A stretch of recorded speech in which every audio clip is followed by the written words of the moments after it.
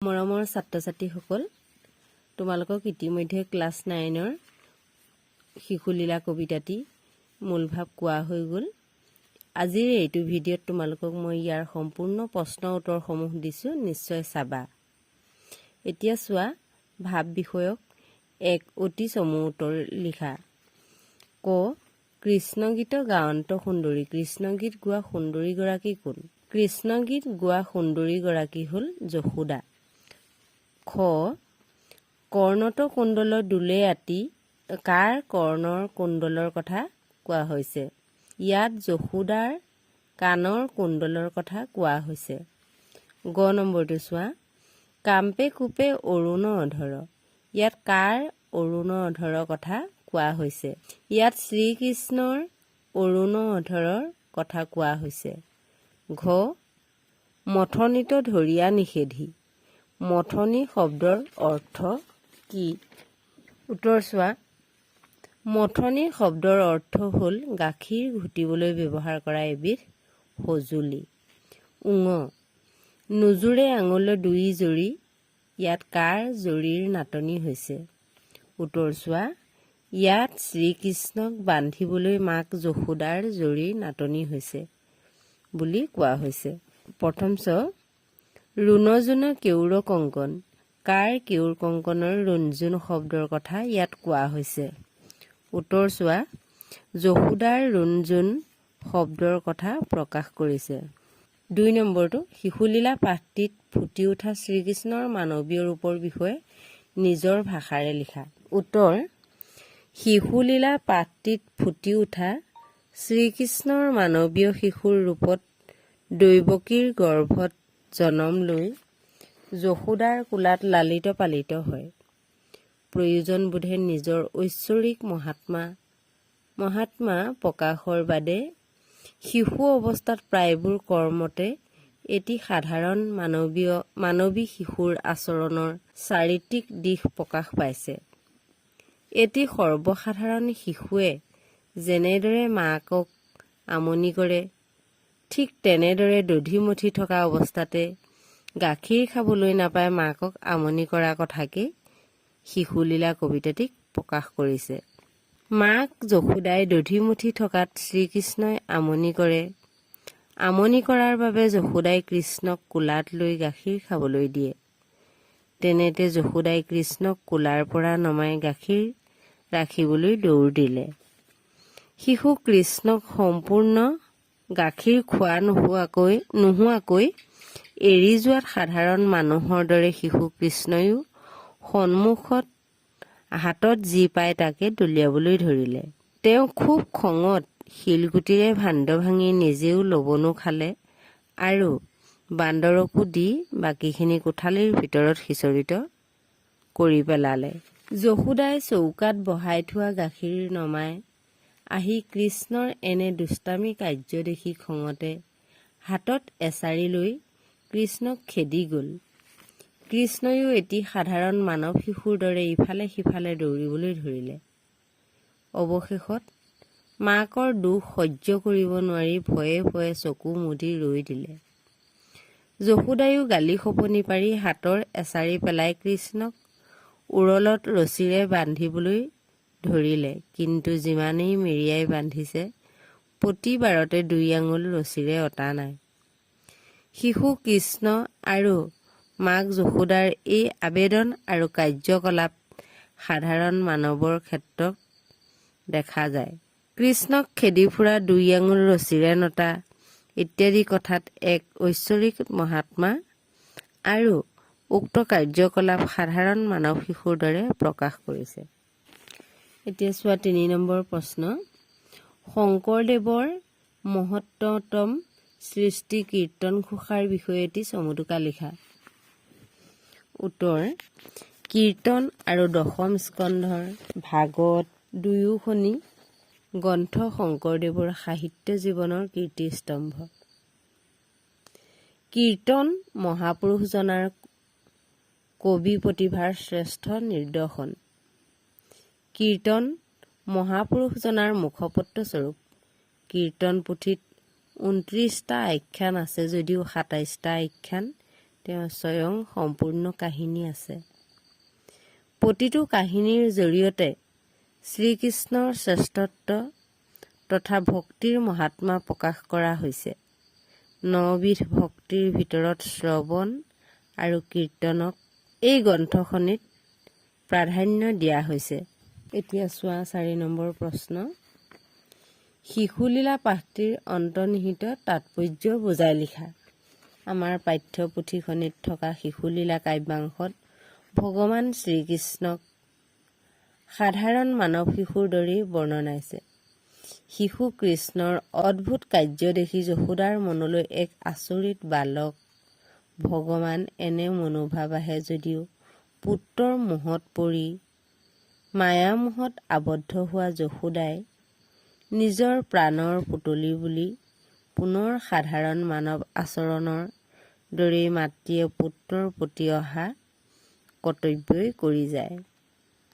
শিশুলীলা কাব্যাংশত দধিমথনৰ আভাসেৰে শিশু কৃষ্ণৰ সাধাৰণ মানৱ শিশু ঠেহ, দুষ্টামী আৰু অতপালি আদি এক প্ৰকাশ কৰিছে।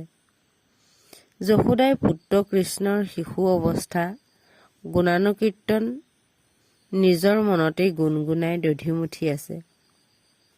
সেই সময়তে কৃষ্ণ পিয়াহ লগাত দৌৰি আহি মাক যশোদাক গাখীৰ মঠাত বাধা প্ৰদান কৰিছে। কৃষ্ণক মাকে কোলালৈ লৈ গাখীৰ খাবলৈ দি থাকোঁতেই চৌকাত বহাই থোৱা গাখীৰ উতলি পৰা বুলি শুনি কৃষ্ণক বহাই যশোদা গাখীৰ নমাবলৈ গ'ল। গাখীৰ খাবলৈ নাপায় কৃষ্ণ অতি খঙত শিলগুটি এটাই দধি ভাণ্ডাৰ ভাঙি লবনো নিজেও খালে আৰু বান্দৰকো খাবলৈ দি গোটেই কোঠালিটো সিঁচৰিত কৰি পেলালে। মাক যশোদাই গাখীৰ নমাই আহি কৃষ্ণৰ এনে দুষ্টামী কাৰ্যত অতি খঙত হাতত এডাল এছাৰি লৈ কৃষ্ণক খেদি গ'ল। কৃষ্ণয়ো মাকৰ ভয়ত উৰলৰ পৰা নামি দৌৰি গ'ল। যশোদাই খেদি খেদি তপিনাৰ ভৰত ভাগৰি পৰা দেখি কৃষ্ণৰ দুখ লাগিল আৰু মাকৰ দুখ দেখি চকু বন্ধ কৰি নিৰ্ভয় মনে ৰৈ দিলে। কৃষ্ণই ভয় খোৱাত হাতৰ এছাৰি পেলাই ৰছীৰে উৰলত বান্ধিবলৈ ধৰিলে। কিন্তু ভগৱানৰ ঐশ্বৰিক মহাত্মাৰ জৰিয়তে কৃষ্ণক বন্ধা ৰছী 2 আঙুল কমি গৈ থাকে। এই পৃথিৱীৰ পূৰ্ণব্ৰহ্ম জগত ঈশ্বৰ এই পৃথিৱীত বিভিন্ন অৱতাৰে জন্ম হৈ নৰৰূপে মানুহৰ দৰে আচৰণ কৰি তেওঁ ঐশ্বৰিক মহাত্মা প্ৰকাশ কৰিছে। এই পৃথিৱীত যাতে মানুহে ভগৱানৰ প্ৰতি স্মৰণ তথা ভক্তি আসক্তি বাঢ়ে, এইয়ে ইয়াৰ উদ্দেশ্য। এতিয়া চোৱা 5 নম্বৰটো। তাহাংক তনয় মানি বলে যশোদা বান্ধন্ত উৰুষ হলে। কথাষাৰৰ অন্তৰ্নিহিত তাৎপৰ্য বুজাই লিখা। এতিয়া উত্তৰটো চোৱা। উক্ত কথাভাষী শ্ৰী শ্ৰী শংকৰদেৱৰ বিৰচিত শিশুলীলা কাব্যাংশৰ অন্তৰ্গত। নন্দৰজাৰ পত্নী মাক যশোদাৰ ভয়ত কৃষ্ণই এটি মানৱ শিশুৰ দৰে পলোৱাত কবিজনাই এনেদৰে প্ৰকাশ কৰিছে। শ্ৰীকৃষ্ণই মাকৰ গাখীৰ খাই থাকোঁতে চৌকাত বহাই থোৱা গাখীৰ উতলি পৰাত কৃষ্ণক কোলাৰ পৰা নমাই গাখীৰ ৰাখেগৈ। তেনেতে কৃষ্ণৰ খং উঠিল আৰু এটা শিলেৰে গাখীৰৰ ভাণ্ডাৰ ভাঙি নিজেও খালে আৰু বান্দৰকো দি উৰলৰ ওপৰত বহি থাকিল। মাকে গাখীৰ নমাই আহি দেখে কৃষ্ণৰ দুষ্টামী কাৰ্যত যশোদা অতিষ্ঠ হৈ কৃষ্ণক খেদি যায়। এনে কাৰ্যত কবিজনাই ক'ব বিচাৰিছে যে যোগী ঋষি মুনি তপস্বীসকলে শত সাধনা ধ্যান কৰিও একমাত্ৰ পৰম ঈশ্বৰক পাব পৰা নাই। তেনেস্থলত সেইগৰাকীয়েই মানৱ সন্তান ৰূপে আবিৰ্ভাৱ হৈ সামান্য এগৰাকী নাৰী ভয়ত পলাই ফুৰিছে। সেয়ে এয়া হ'ল একমাত্ৰ ভগৱানৰে লীলা। মানুহে ইয়াৰ কি আদি অন্ত বুজি পাব বা মহিমা বুজি পাব। এতিয়া 6 নম্বৰ কুৱেশ্যনটো চোৱা। নাহি আদি অন্ত পূৰ্বাপৰ পূৰ্ণব্ৰহ্ম জগত ঈশ্বৰ। ইয়াত কবিয়ে শিশু কৃষ্ণৰ ঐশ্বৰিক গুণৰ প্ৰকাশ কেনেদৰে কৰিছে বুজাই লিখা। উত্তৰ চোৱা। শিশু কৃষ্ণৰ গুণগুণাই মাক যশোদাই দধিমথি আছিল। সেই সময়তে শিশু কৃষ্ণৰ পিয়াহ লগাত দধি মথনিত ধৰি মাকক বাধা দিছে। যশোদায়ো কৃষ্ণক কোলাত লৈ গাখীৰ খাবলৈ দিয়ে। সেই সময়তে চৌকাত বহাই থোৱা গাখীৰ উতলি পৰাত কৃষ্ণক কোলাৰ পৰা নমাই যশোদা গাখীৰ নমাবলৈ দৌৰ দিলে। কৃষ্ণই গাখীৰ খাবলৈ নাপাই খং কৰি দধিৰ ভাণ্ড শিলগুটিৰে ভাঙি পেলাই আৰু মনে মনে গৈ নিজেও খাই বান্দৰকো দিলে। মাক যশোদাই আহি কৃষ্ণৰ কাৰ্য দেখি হাতত এছাৰি এডাল লৈ কৃষ্ণক খেদি গ'ল। মাকৰ ভয়ত কৃষ্ণ ইফালে সিফালে দৌৰ দিলে।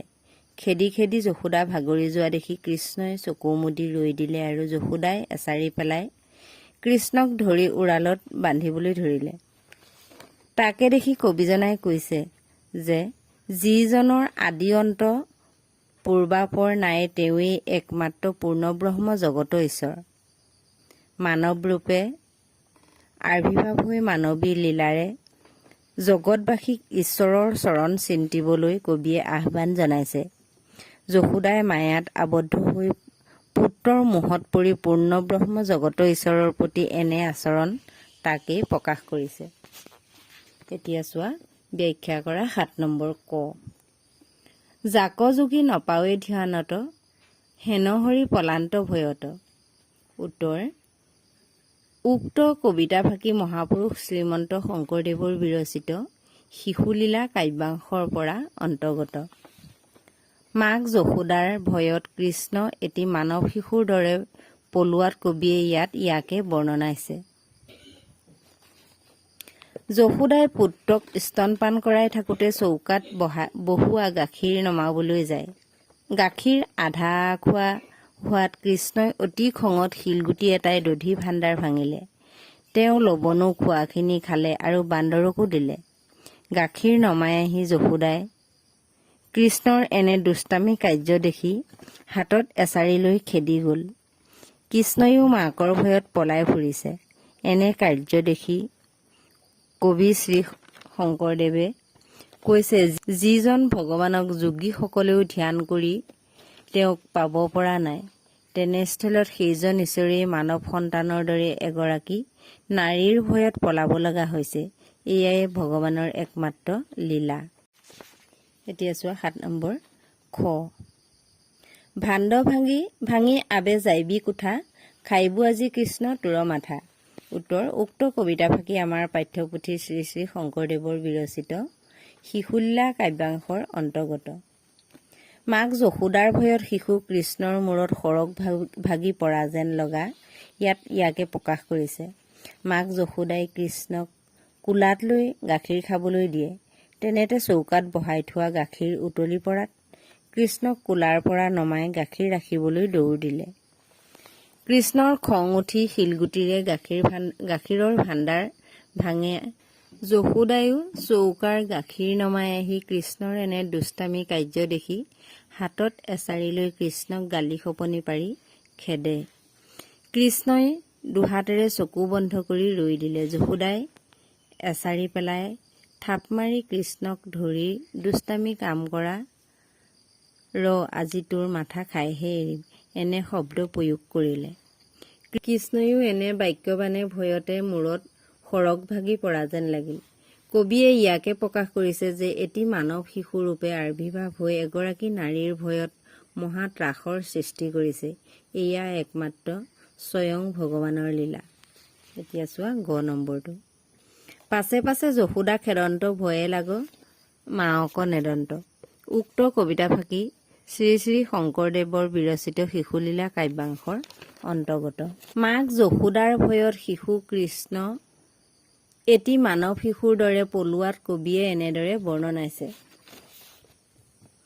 স্তনপান কৰাই থকা সময়তে চৌকাৰ গাখীৰ উতলি পৰাত কৃষ্ণক কোলাৰ পৰা নমাই গাখীৰ ৰাখিবলৈ দৌৰ দিলে। গাখীৰ খাবলৈ নাপাই কৃষ্ণ অতি খঙত অতিষ্ঠ হৈ শিলেৰে দধি ভাণ্ডাৰ ভাঙে। লৱণো নিজেও খালে আৰু বান্দৰকো খুৱালে। গাখীৰ ৰাখি আহি যশোদাই কৃষ্ণৰ এনে দুষ্টামীৰ কাৰ্য দেখি অতি খঙত হাতত এডাল এছাৰি লৈ কৃষ্ণক খেদি গ'ল। ভয়তে কৃষ্ণ পলাবলৈ ধৰিলে।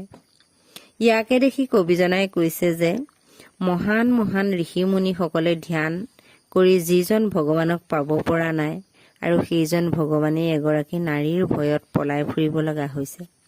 ইয়াত ইয়াকে বৰ্ণনাইছে। এতিয়া 8 নম্বৰটো চোৱা। শিশুলীলা পাঠৰ আধাৰত শ্ৰীকৃষ্ণৰ নানা ধৰণৰ কাৰ্য বিষয়ে নিজৰ ভাষাৰে লিখা। উত্তৰ: শিশুলীলা পাঠৰ আধাৰত শ্ৰীকৃষ্ণৰ ঠেহ দুষ্টামী ইত্যাদিৰ কথা আৰোপ কৰিছে। ইয়াত ভগৱান শ্ৰীকৃষ্ণৰ ঐশ্বৰিক মহাত্মাৰ কথাও ফুটি উঠিছে। মাক যশোদাক কৃষ্ণই দধি মথাত বাধা আৰোপ কৰিছে। মাক যশোদাই চৌকাত বহাই থোৱা গাখীৰ নমাবলৈ যোৱাত কৃষ্ণই অতি খঙত এটা শিলগুটিৰে দধি ভাণ্ডাৰ ভাঙি লৱণো চুৰ কৰি খায় আৰু বান্দৰকো দি কোঠালিটোত সিঁচৰিত কৰি দিয়ে।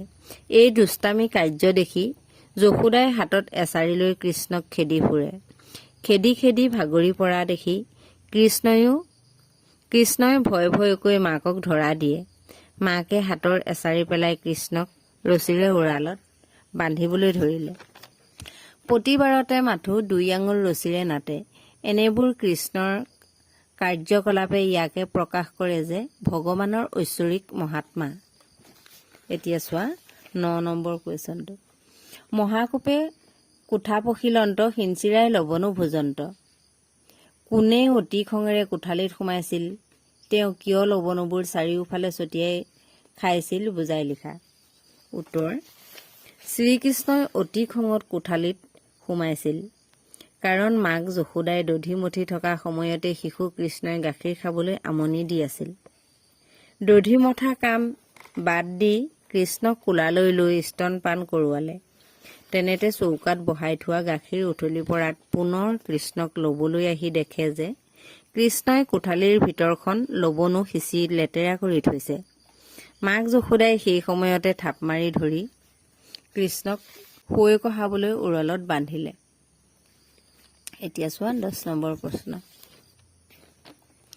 কৃষ্ণক ধৰিবলৈ গৈ যশোদাৰ কেনে অৱস্থা হৈছিল বুজাই লিখা।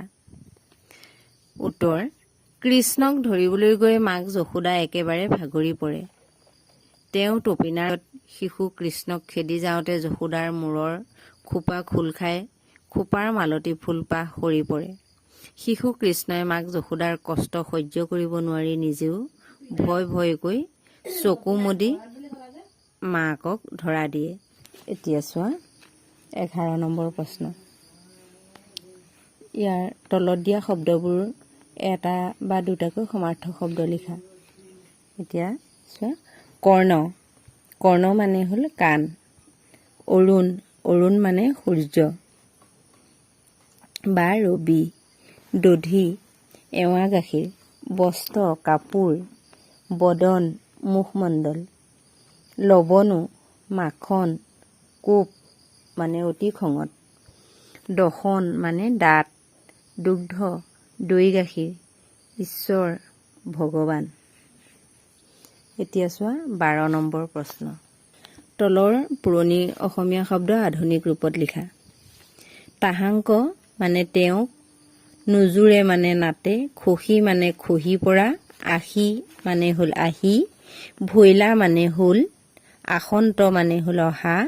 শিলায়ে মানে শিলগুটি। কাম্পে মানে কপা।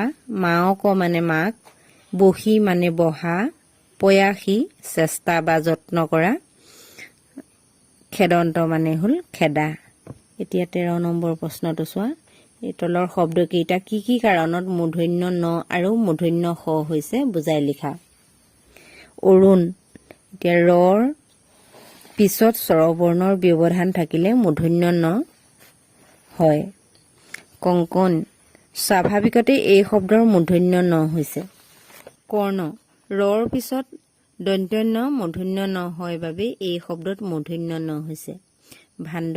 মূৰ্ধন্য ত বৰ্গৰ আখৰৰ লগত যুক্ত হোৱা বাবে এই শব্দৰ মূৰ্ধন্য ন হৈছে। নিষেধী স্বাভাৱিকতে এই শব্দত মূৰ্ধন্য স হৈছে। শ্লুনি ৰৰ পিছত দন্ত্য ন মূৰ্ধন্য ন হয় বাবে এই শব্দত মূৰ্ধন্য ন হয়। এতিয়া 14 নম্বৰটো চোৱা। পাঠটোত থকা অসমাপিকা ক্ৰিয়া শব্দ পাঁচোটা বাছি লিখা। এতিয়া শব্দকেইটা হ'ল আশী, লগতে অৰ্থটো দি দিছোঁ। আশী মানে আহি, দেখন্তে দেখি, পঢ়ি মানে হ'ল সোমাই, বহি মানে বহি, দেখিয়া দেখি, এইকেইটা হ'ল অসমাপিকা ক্ৰিয়া শব্দ